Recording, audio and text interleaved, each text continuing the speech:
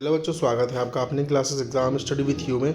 बच्चों, जैसा कि आप सभी जानते हैं कि हम लोग कक्षा 12वीं के लिए पढ़ रहे हैं। ठीक है, आज मैं कक्षा 12वीं वाले विद्यार्थियों के लिए राजनीति विज्ञान यानी कि पॉलिटिकल साइंस के कुछ ऐसे इंपॉर्टेंट क्वेश्चन लेके आया हूँ जो कि उनकी बोर्ड एग्जाम में यहाँ से काफ़ी सारे क्वेश्चन बोर्ड एग्जाम में आने वाले हैं, है ना बेटा। तो अगर आप लोग चैनल पर नए हैं तो प्लीज़ आप लोग चैनल को सब्सक्राइब कर लीजिए और बेल आइकन को प्रेस करना आप लोग बिल्कुल भी मत भूलिएगा बेटा, है ना। देखिए, ध्यान दीजिए बेटा, आज का हमारा जो पहला क्वेश्चन होगा वो होगा विश्व शांति को खतरा किन कारणों से उत्पन्न हुआ है। इसके अथवा वाला क्वेश्चन होगा कि तटस्थता का अर्थ लिखिए। क्वेश्चन नंबर 7 है कि द्विध्रुवता का अर्थ लिखिए।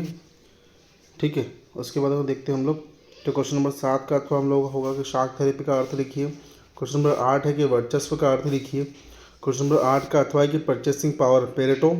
पीपीटी का अर्थ लिखिए, पीपीपी का अर्थ लिखिए, है ना। वही क्वेश्चन नंबर 9 की ओर बढ़ते हैं हम लोग। देखिएगा क्या है कि सार्क के सदस्य देशों के नाम लिखिए। भारत एवं नेपाल के मध्य कौन सी संधि हुई है। क्वेश्चन नंबर 10 हम लोग का है कि वे कौन सी महामारियाँ हैं जो अप्रवास अव्यवस्था और पर्यटन के माध्यम से तेज़ी से फैलती है। BWC एवं CWC क्या है, वैश्वीकरण का अर्थ लिखिए।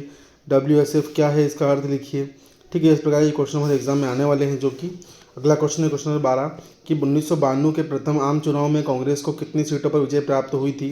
क्वेश्चन नंबर 12 का अथवा है कि 1957 के केरल राज्य के विधानसभा चुनाव में किस राजनीतिक दल को सबसे ज़्यादा सीटें प्राप्त हुई थी। क्वेश्चन नंबर 13 हम लोग का है कि सिंडिकेट का क्या अर्थ है, लिखिए। क्वेश्चन नंबर 13 का अथवा है कि दल बदल क्या है, लिखिए। क्वेश्चन नंबर 14 है कि सूचना का अधिकार अधिनियम कब लागू हुआ।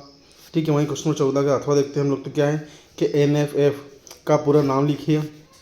NFF का पूरा नाम क्या है।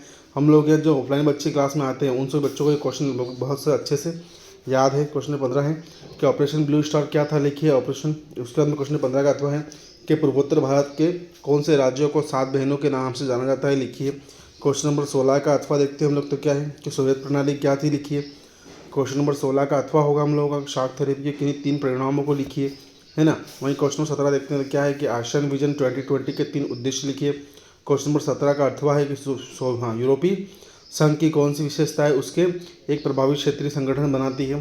क्वेश्चन नंबर 18 है कि हरित क्रांति किसे कहते हैं, लिखिए। क्वेश्चन नंबर 18 का अथवा देखते हैं हम लोग। तो क्या है कि बॉम्बे प्लान क्या था, लिखिए। क्वेश्चन नंबर 19 है कि नक्सलवादी आंदोलन क्या है, लिखिए। क्वेश्चन नंबर 19 का अथवा है कि आपातकाल के दौरान गठित शाह जांच आयोग की कोई क्या निष्कर्ष था, लिखिए। क्वेश्चन नंबर 20 हम लोग का है कि शक्तियाँ छोटे देशों के साथ सैन्य संगठन क्यों रखती है। क्वेश्चन नंबर 20 का अथवा है कि क्यूबा का प्रक्षेपण संकट क्या था, लिखिए। क्वेश्चन नंबर 21 है कि संयुक्त राष्ट्र संघ के 4 प्रमुख उद्देश्य लिखिए। क्वेश्चन नंबर 21 का अथवा है कि विश्व स्वास्थ्य संगठन के कार्य को लिखिए। क्वेश्चन नंबर 22 देखते हैं। तो क्वेश्चन नंबर 22 क्या बोल रहा है भाई हम लोगों का कि भारतीय संघ में मणिपुर रियासत का विलय किस प्रकार संपन्न हुआ, लिखिए। क्वेश्चन नंबर 22 का अथवा है कि राज्य पुनर्गठन आयोग का काम क्या था, इसकी प्रमुख सिफारिशें क्या थी। क्वेश्चन नंबर 23 है कि भारत की विदेशी नीति के 4 प्रमुख सिद्धांतों को लिखिए। क्वेश्चन नंबर 23 का अथवा है कि भारत द्वारा गुटनिरपेक्षता नीति को अपनाने के 3 कारणों को लिखिए। इसके बारे में बताना है हम लोगों को। ठीक है, वहीं अगर आगे बढ़ते हैं अगले क्वेश्चन की हम लोग ध्यान दीजिएगा बेटा। तो फिर से हम लोग कुछ नए क्वेश्चन हम लोग यहाँ पे हैं। क्या है कि शाक थेरेपी का अर्थ लिखिए। शाक थेरेपी का अर्थ बताना हम लोगों को। क्वेश्चन नंबर 6 का अथवा है कि सोवियत संघ के अंतिम राष्ट्रपति कौन थे, उसके बारे में बताना है। क्वेश्चन नंबर 7 है कि मानव अधिकारों को कितने श्रेणी में रखा गया है। क्वेश्चन नंबर 7 का अथवा है कि सुरक्षा की पारंपरिक धारणा का अर्थ लिखिए। क्वेश्चन नंबर 8 है कि प्राकृतिक संसाधन किसे कहते हैं। क्वेश्चन नंबर 8 का अथवा है कि ग्लोबल वार्मिंग किसे कहते हैं, इसके बारे में बताना है हम लोग को यहाँ पर, है ना। चलिए ध्यान दीजिएगा आप लोग। क्वेश्चन नंबर 9 हम लोग का होगा कि वैश्वीकरण किसे कहते हैं। क्वेश्चन नंबर 9 का अथवा है कि वैश्वीकरण की कोई 2 कारण लिखिए, है ना। वहीं अगर आगे बढ़ते हैं हम लोग तो क्वेश्चन नंबर 10 देखते हैं हम लोग हमारे कि क्वेश्चन नंबर 10 है कि भारत की में योजना आयोग की स्थापना कब हुई थी। क्वेश्चन नंबर 10 का अथवा है कि प्रथम पंचवर्षीय योजना की कोई 2 विशेषताएं लिखिए। क्वेश्चन नंबर 11 है कि शिमला समझौते किसे कहते हैं।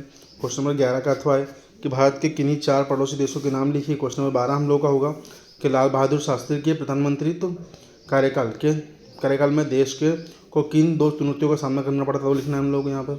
क्वेश्चन नंबर 12 का अथवा है कि सिंडिकेट किसे कहते हैं, लिखिए, है ना। वहीं अगर क्वेश्चन नंबर 13 की ओर बढ़ते हैं हम लोग तो क्वेश्चन नंबर 13 क्या बोल रहा है कि नक्सलवादी आंदोलन किसे कहते हैं, नक्सलवादी आंदोलन से क्या आशय है। ठीक है, वही क्वेश्चन नंबर 13 का अथवा देखते हैं तो क्या है कि प्रेस की आज़ादी पर रोक, प्रेस सेंसरशिप क्या है। क्वेश्चन नंबर 14 है कि आनंदपुर साहिब प्रस्ताव क्या था। क्वेश्चन नंबर 14 का अथवा देखते हैं क्या है कि भारत के किस क्षेत्र को 7 बहनें कहा जाता है। क्वेश्चन नंबर 15 है कि गठबंधन की राजनीति किसे कहते हैं। क्वेश्चन नंबर 15 का अथवा है कि मंडल आयोग की 2 सिफारिशें लिखिए। क्वेश्चन नंबर 16 हम लोग का होगा कि सोवियत संघ के विघटन के कोई 3 परिणाम लिखिए, इसके बारे में बताना है। क्वेश्चन नंबर 16 का अथवा देखते हैं तो क्या बोल रहे हैं कि सोवियत संघ के विघटन के कारण लिखिए। क्वेश्चन 17 हम लोग का होगा कि चीन की अर्थव्यवस्था के उत्थान के कोई 2 कारण हमको यहाँ पर बताना है। ठीक है बेटा। वहीं क्वेश्चन नंबर 17 का अथवा है कि आसियान विजन 2020 के उद्देश्य लिखिए। क्वेश्चन नंबर 18 है कि राष्ट्र निर्माण की 3 चुनौतियाँ लिखिए। क्वेश्चन नंबर 19 का अथवा है कि सहमति पत्र इंस्ट्रूमेंट ऑफ एक्सेस क्या था। क्वेश्चन नंबर 19 है कि आपातकाल के कोई 3 परिणाम लिखिए। क्वेश्चन नंबर 19 का अथवा है कि आपातकाल के कोई 3 सबक लिखिए। क्वेश्चन नंबर 20 का अथवा है कि सार्क संगठन के उद्देश्य लिखिए। ठीक है बेटा। तो आज की क्लास में इतने ही इंपॉर्टेंट क्वेश्चन थे बेटा। अगली क्लास में आपके लिए कुछ और इंपॉर्टेंट क्वेश्चन में लेके आऊँगा। तो अगर आप लोग क्लास अच्छी लगी तो प्लीज़ आप लोग चैनल को सब्सक्राइब जरूर कीजिएगा। ठीक है। थैंक यू सो मच बेटा।